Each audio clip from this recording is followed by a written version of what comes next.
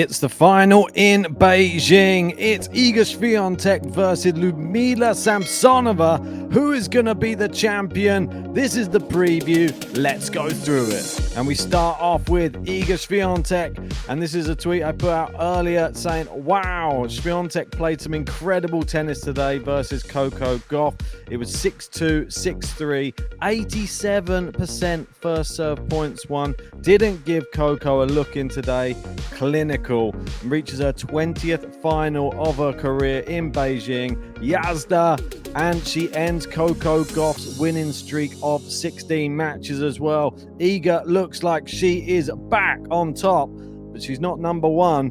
But is she fighting for world number one come the end of the year? It's only her who can decide that. And she came out after the match and she did say, it feels like I can play freely again. It's been a while since I felt that way. I'll remember for the rest of my career that even though tougher times may come, in your mind, you can always overcome that. With hard work, you can achieve it. I'm happy I switched my attitude after the US Open. Hopefully, I'll be able to keep it as long as possible. And she definitely looked back to her best. She played absolutely fantastically. Coco Gauff didn't really have a chance. I mean, all of the shots for Iga were going deep on the court, so much pace on the ball, and Coco was just sort of chasing her own tail a little bit. I think that Iga, when she plays like that, there's nobody who can beat her. And Coco Gauff, it seemed like we had gone back to before the Cincinnati matchup, and that's sort of how the matches went. She now extends the lead in their head-to-head to now 8-1. Coco will have to go back to the drawing board and see how she can get in on that Iga serve and how she can maybe tackle her in future matches. But it's all about the numbers for Iga. The third WTA 1000 final of the season, seventh final of the year. There's a nice picture of her there, big Yazda there from her. And another number here, 8. Iga has equaled Caroline Wozniacki's most WTA 1000 finals reached before the age of 23 since 2009. 8. Incredible, absolutely brilliant, that statistic. Iga, there's so many stats that are always coming out about her, and I love reading them. This one, another one, number 50. Iga is the 4th player to secure 50-plus wins in WTA 1000 events in a 2-year span. 24 in 2022, 26 in 2023, since the format was introduced in 2009, after Simona Halep, Victoria Azarenka, and Serena Williams. Significant. Next one up for her, it says Iga has played 8 different WTA 1000 tournaments in her career. She has reached the semi-finals in all of them, has reached the final in 6 of them, has won 4 of them, and that's at the age of 22. Not bad, eh? Yeah, she's pretty damn good. I think we can all agree on that. And she will be up against, well, a very, very tough competitor. It is Samsonova. She took out Rybakina and extends the lead in the head-to-head to 4-love. Wow. And she beat her 7-6. And what a first set it was. It was back and forth. Rybakina was playing really well. But Samsonova, some of the shots are just unreturnable. She's managing to keep the ball so deep on backhand and forehand sides. And Rybakina just looked like she just had to give up on certain occasions just because the rallies were quite long and the final shot from Samsonova just too good. She reached her second WTA 1000 final of the year, and she faces Iga tomorrow for the title.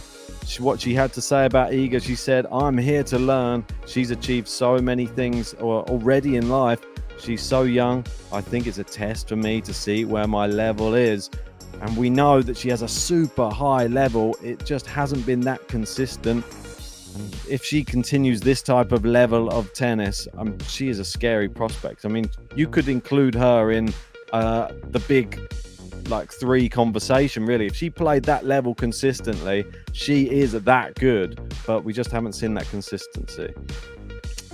This isn't a fantastic statistic for Samsonova, though. En route to reaching the final, she hit 32 winners against Rybakina. They're the most a player has hit against Rybakina in a WTA 1000 event this year. Incredible statistic that. Samsonova, when she's on, she's nearly unplayable. And this final is going to be sort of battle of who gets the winner first, I feel. And another statistic here for Samsonova.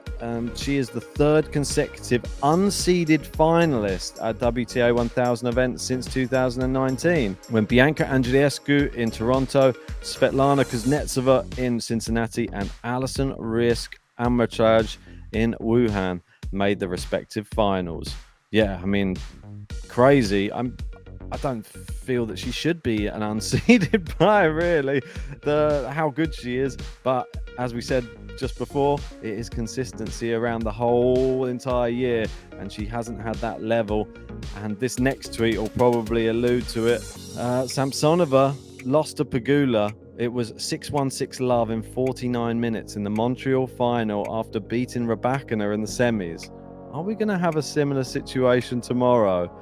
And this one just was a little meme with Osaka saying yes many times, which was quite a funny video. I think that there was different circumstances, though, in that Montreal one. It was very stop-start, all of the play, and that was the day she had to play 2 matches in one day.